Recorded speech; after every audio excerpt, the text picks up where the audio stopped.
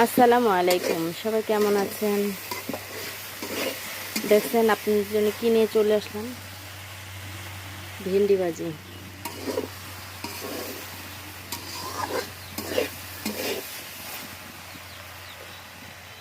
অনেকে অনেক রকম করে ভাজি করে, আমি কিন্তু একদম মশলা দিই না বলতেই চলে।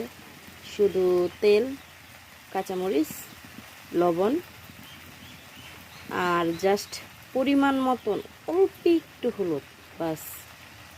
কিন্তু হলুদ যে আছে তা বোঝা যায় না একদমই, কারণ ভেন্ডিটা সবুজ সবুজ থাকলে খুব ভালো লাগে খেতে।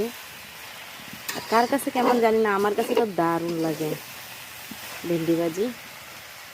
সবুজ সবুজ থাকলে খেতেও যেমন দারুণ, টেস্টও হয় অনেক মজার, দেখতেই পারতেছেন।